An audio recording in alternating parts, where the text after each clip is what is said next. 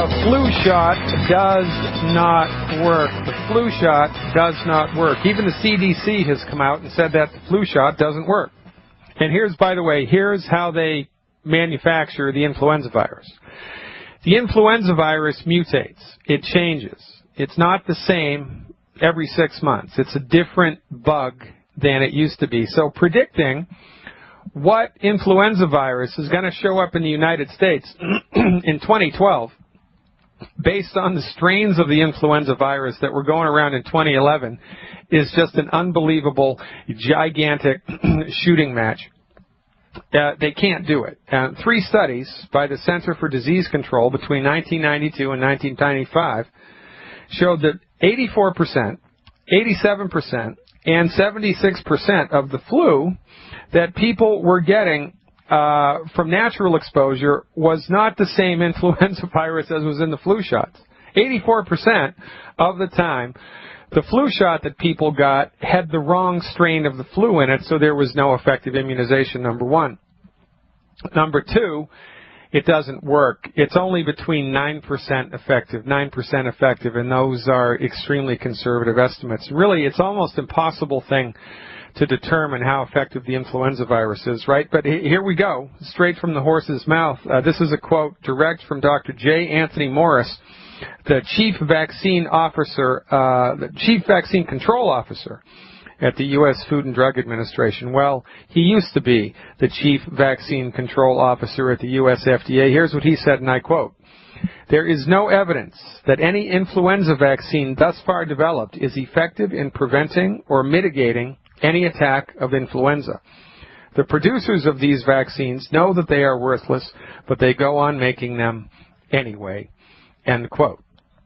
Flu shot doesn't work, folks. Remember, I'm a licensed naturopathic physician, and there's nothing wrong with drugs. I can prescribe drugs. We say it all the time. I'll say it till I'm blue in the face. Drugs are like guns. Nothing wrong with a gun. It's how it's used. It's the same with drugs. When drugs are effective, they'll save your life, and they're awesome. But the way that MDs use drugs, they're the leading cause of death in the United States, and they don't fix a darn thing. They suppress symptoms and manage your illness. That's what they do. They suppress symptoms and manage your illness. The influenza virus doesn't work. By the way that the scientific community determines how effective a vaccine is they'll give the vaccine to a number of different test subjects, and they'll give a number of different test subjects placebo, you know, a shot that has just some sugar water and some saline water in it. And then they wait a couple of days, maybe they wait a week, I don't know how long they wait, but it's not very long. And they retest their blood, they take blood samples, and they look to see if the antibody count for that particular thing that they were vaccinated against goes up. Now, if the antibody count goes up in the blood, well, then it's considered an effective vaccine.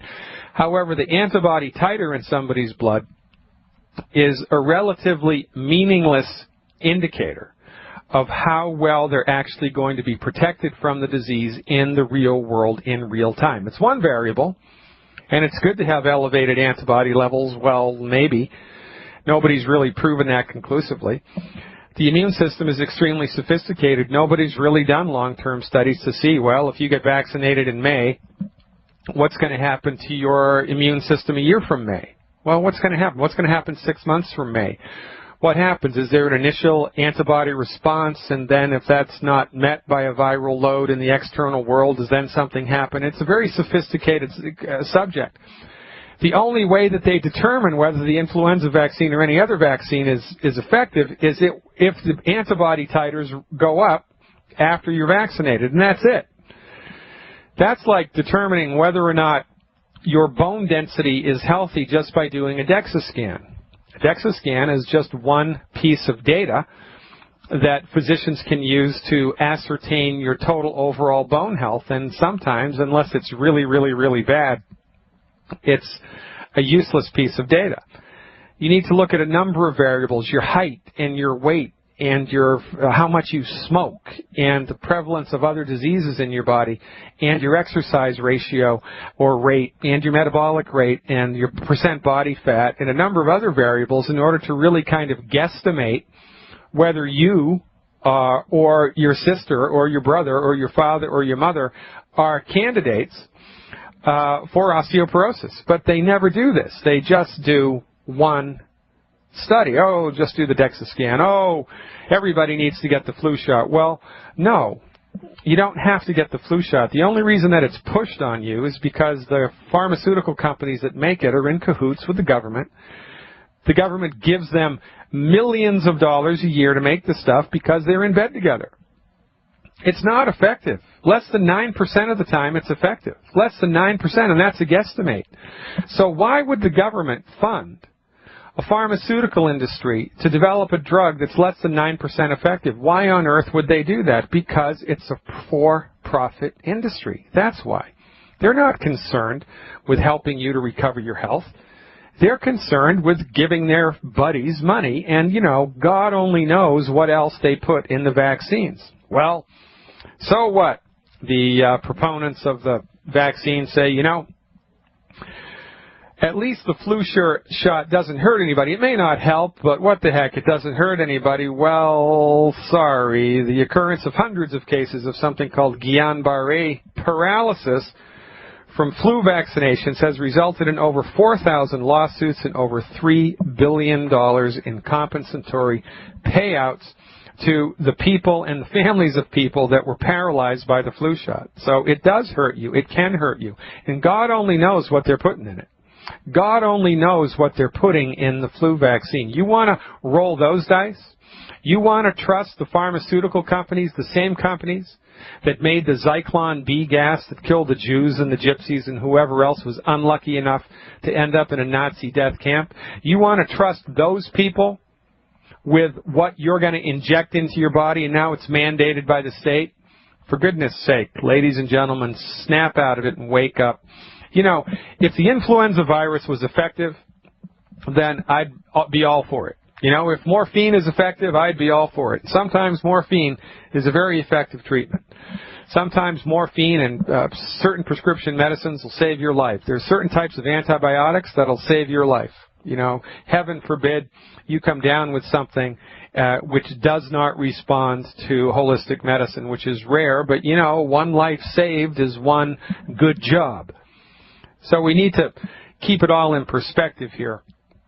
We need to keep it all in perspective, but it's completely wrapped out of perspective because of the relationship between the drug companies, the government, the media, and you. You are at the bottom of that pecking order, and the information that you are given by the media is not correct. It is warped and it is stilted. And if you think the information that you're getting now in election season is one-sided and warped and prejudiced and stilted, well, the information that you're getting about drugs and health and big pharma all throughout the year is warped and stilted and one-sided. They are playing to your weakness. You are being played, ladies and gentlemen. The pharmaceutical companies know that you've got other stuff to attend to in your lives. They know that, you know, they have you over a barrel. So they are trying to convince you all of the time that their you-know-what doesn't stink and that everybody else is as dangerous, when the fact of the matter is the leading cause of death in the United States currently are prescriptions and treatments delivered by MDs. It outstrips cancer. It outstrips heart disease. Your MD is more dangerous than cancer. Your MD is more dangerous than heart disease. Facts are a stubborn thing. Now, what are you going to do? Well, if you would like to know how to support and promote the health of your immune system so that you dramatically reduce the incidence of getting the flu, number one, and number two, you increase your body's ability to recover from the flu once you get it, well, that's what we're going to talk about right now. So here we go. Here's Dr. Glidden's prescription for a healthy immune system. Your immune system is made from protein. That's what it's made from. Your bones are made from calcium and minerals. Your cartilage is made from sulfur-bearing molecules and gelatin. Your immune system is made from protein. So whenever you're trying to strengthen your immune system, you need to increase the amount of protein that's in your diet.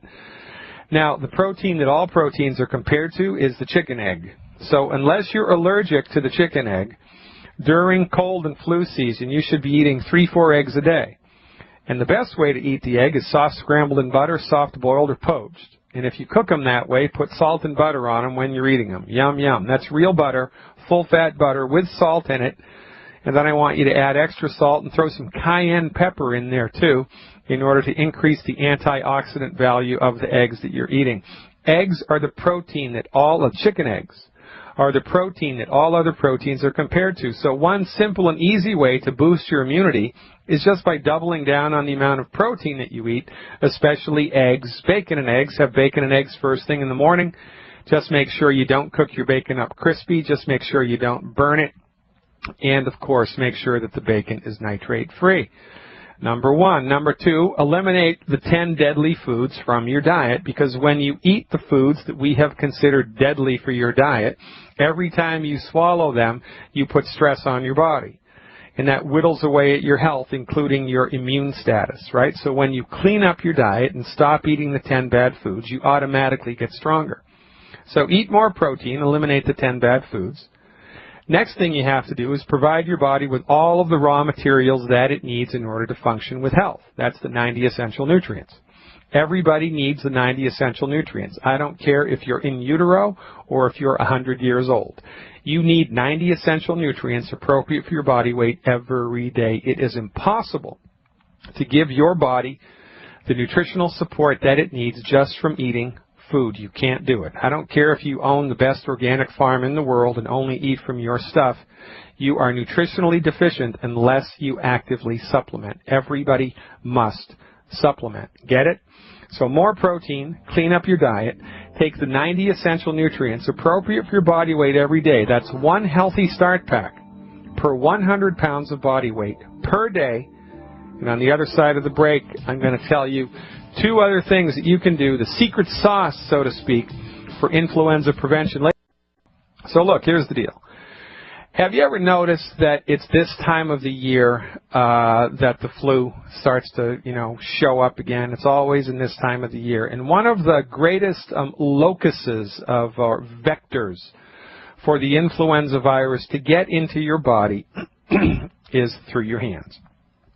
So here's what happens. Somebody has a cold or the flu, and they sneeze, and they cover their mouth with their hand, and now when they sneeze out the virus, and so now the virus is on their hand, and then they go to open a door, they turn the doorknob, and now the virus is on the doorknob, or they rest their hands on the countertop, or on the escalator rail, or, on the subway strap that you hold on so you don't get knocked over, on the subway pole, or someplace in public where you put your hands. Right? So now there's the virus on the countertop or on the pole or on the doorknob or wherever, and you come along unsuspectingly, open the door.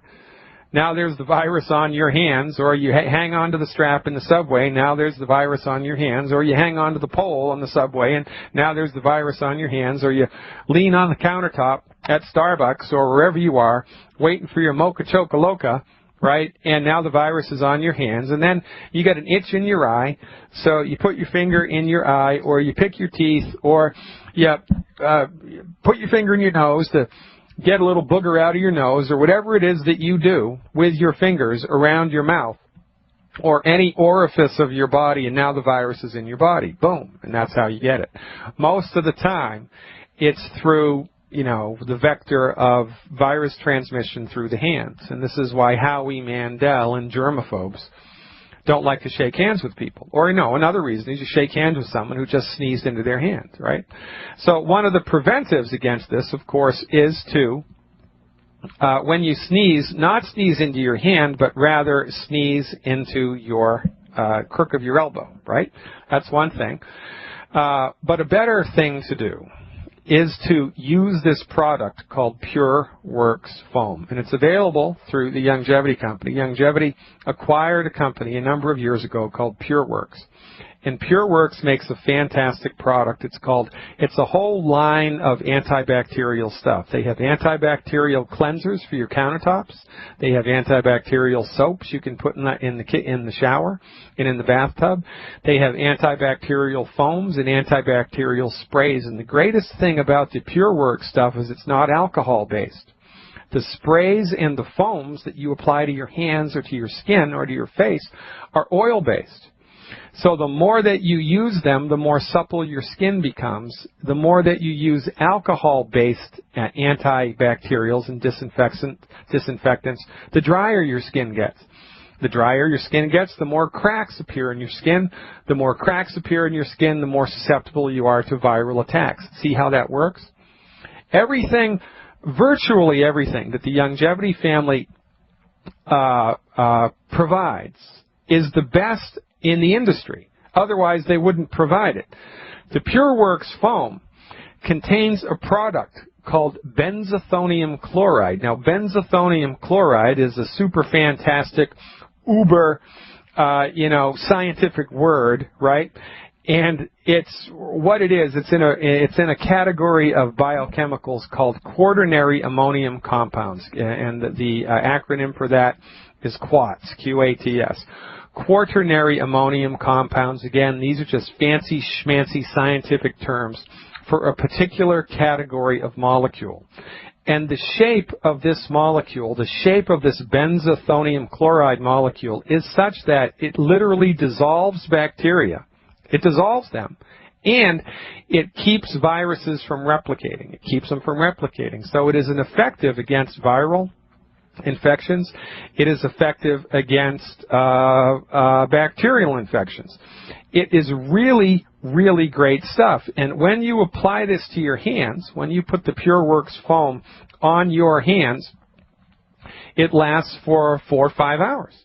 So you go out and about during the day. Before you go out, you put the PureWorks foam or the PureWorks spray on your hands, and then it doesn't matter if you touch the doorknob that's got the virus on it. It doesn't matter if you ride in the subway, or it doesn't matter if you're out and about in public and put your hands down on the counter and the viruses are on your hands now, because they can't live now because of the PureWorks foam.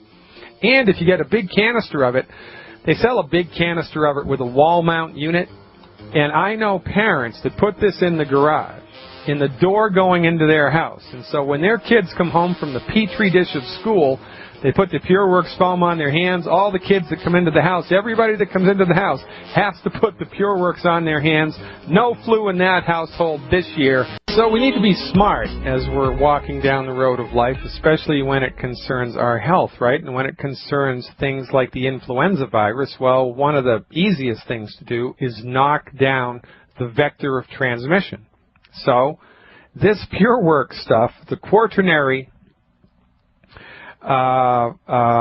ammonium compounds in this stuff, kills hepatitis B, hepatitis C, herpes simplex 1 and 2, HIV, influenza type A, something called respiratory syncytial virus. How about that? The pox virus, the avian influenza virus, that's the bird flu, avian infectious bronchitis virus, the canine distemper virus, Newcastle's disease virus, and the pseudo-rabies virus.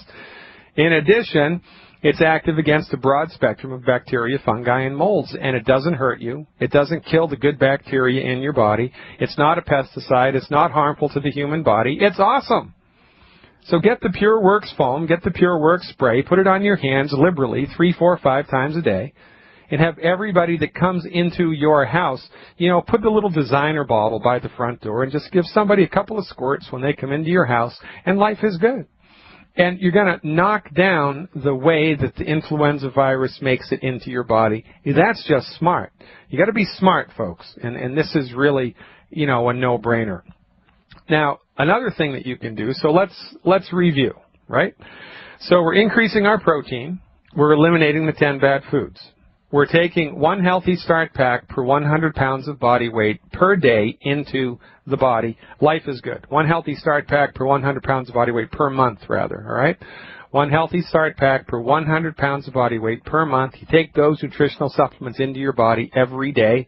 Do the PureWorks foam on your hands. Do the PureWorks disinfectant on the doorknobs and the countertops in your house.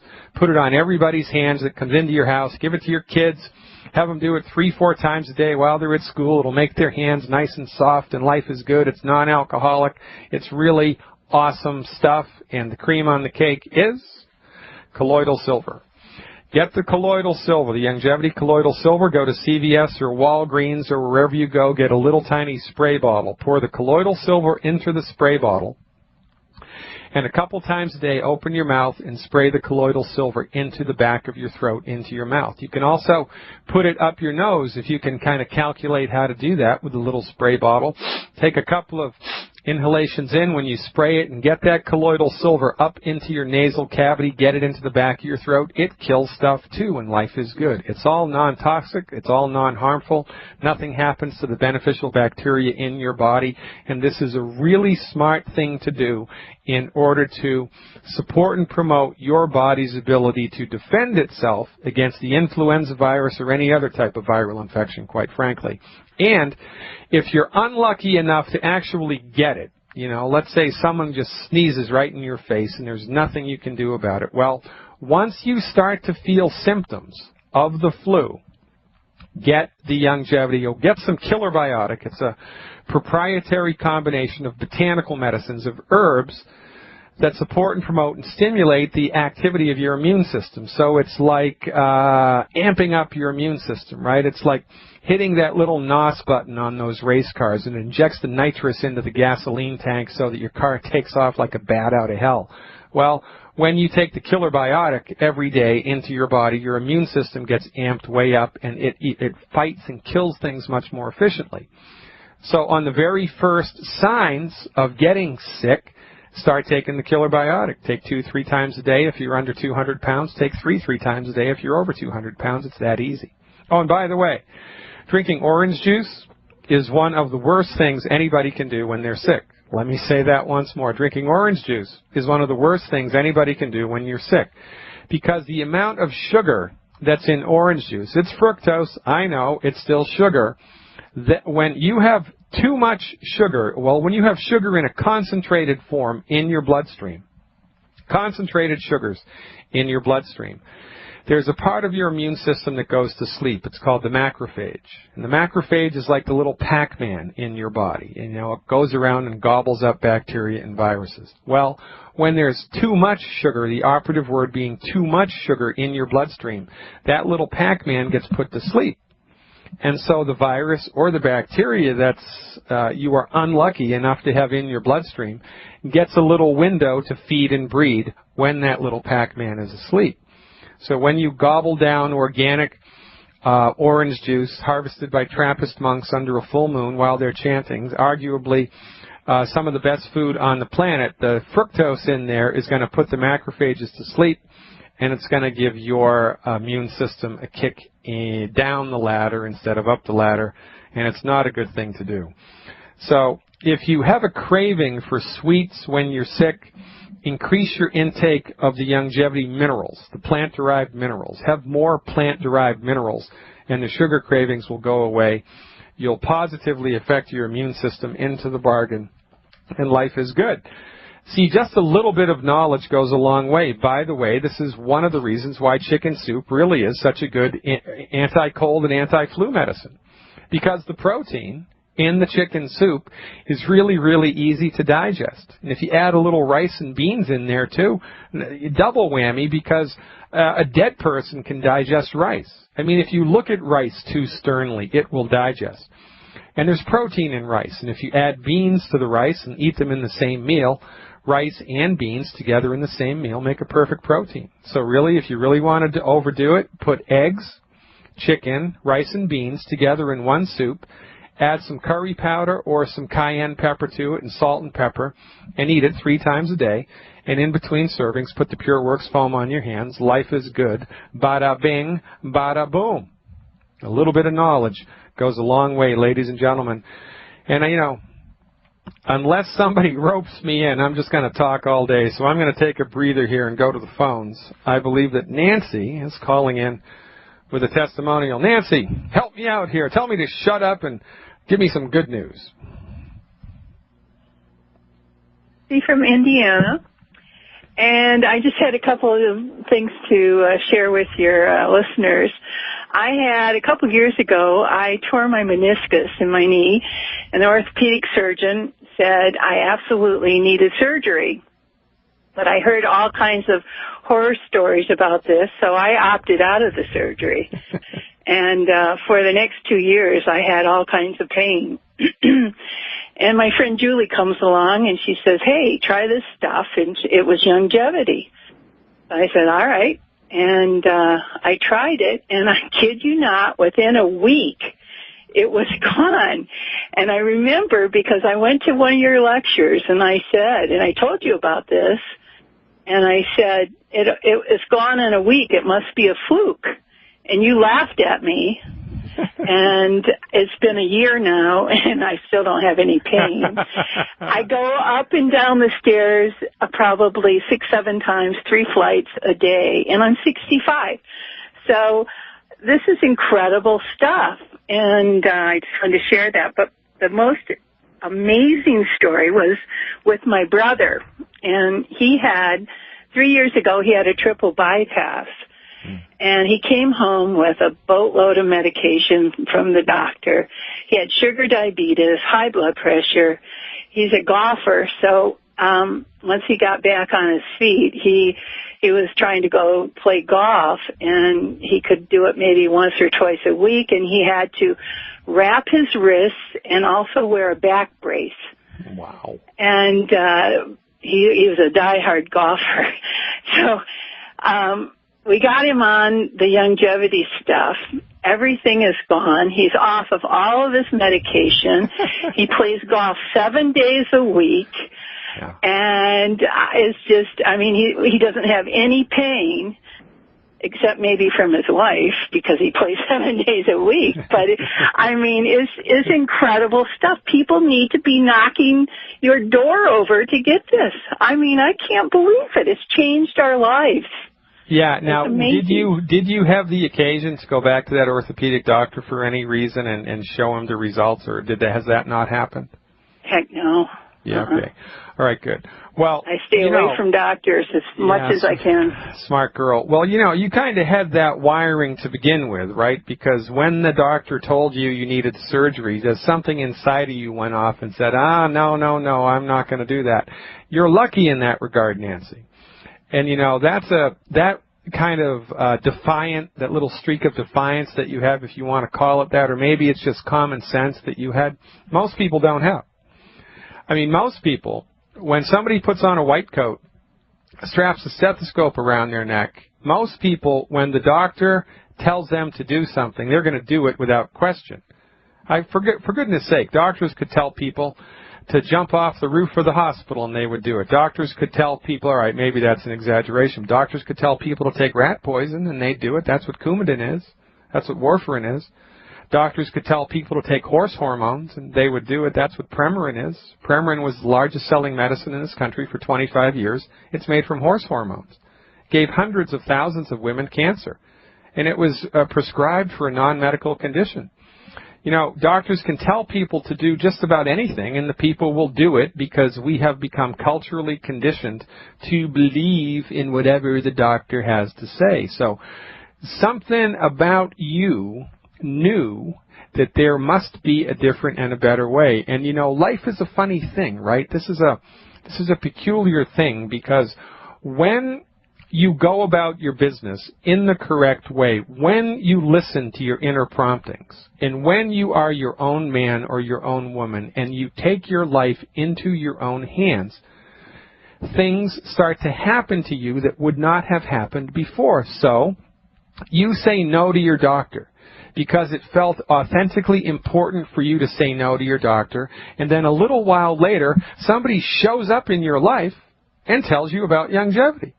Now, if you hadn't said no to your doctor, that would not have happened. And, you'd be worse off now than you were then. So this is one of the greatest things about this type of organization, ladies and gentlemen, is when you start to get involved with Youngevity, you start to get involved with people in the world who are proactive. It's a whole different type of person that's attracted to Youngevity, attracted to the business opportunity, attracted to the health opportunity. It's a wonderful crowd to run with, quite frankly, and when you start to take the reins of your life back and start to pay attention to your inner promptings, start to pay attention to that still small voice within Doors open up in your life spontaneously, and you meet people. You read books. You hear things on the radio that you wouldn't otherwise have heard. Life opens doors, and you are changed for the better. You know, you're shown things that you didn't see before. You have access to stuff that you didn't know about before, and your life changes. And then your life changes, and you change the life of your brother, or your sister, or your mother, or your kids, or your next-door neighbor. And then they change the life of their cousin, or their husband, or their wife, and that's how we're going to change the world. This is how we're going to change the world, and that is why Dr. Wallach, in his wisdom, set this company up, not as, you know, a direct-to-consumer pharmaceutical thing where we advertise on TV, not as a, you know, a health, nutritional supplement health line you can get from your doctor or at your health food store or through the home shopping network. But he set it up as a network business on purpose, because we are building a grassroots coalition of the informed. We are building an army of sorts. And just like Nancy, when you spread the word to your friends and family members, you're going to change their life, you're going to change your life, and everybody's going to get healthy and wealthy together. Nancy, you are the last best hope your community has for living a long, healthy, wealthy life. Good on you for getting out there. Come on, man. What are you waiting for? The skies to open up, the hand of God to come down. How many testimonials do you need to hear? How much intuitional fact do you have to be exposed to before it stirs you into action? Please go to fireyourmdnow.com, click on the longevity button in the menu bar, and join us. Join our cause. We need your help. It will change your life. It is easier than falling off a potato truck, as God is my witness. It's a great business opportunity. It's a great health opportunity, and we're looking for members. We are actively looking for members. Quite frankly, I'm looking for you. So go to fireyourmdnow.com, click on the longevity button, and join us. I look forward to working with you personally right now. Back to the phones, talking to Eric. Eric, you're live with Dr. Glidden. Thanks for the patience and thanks for the call. Absolutely. Thank you for taking my call.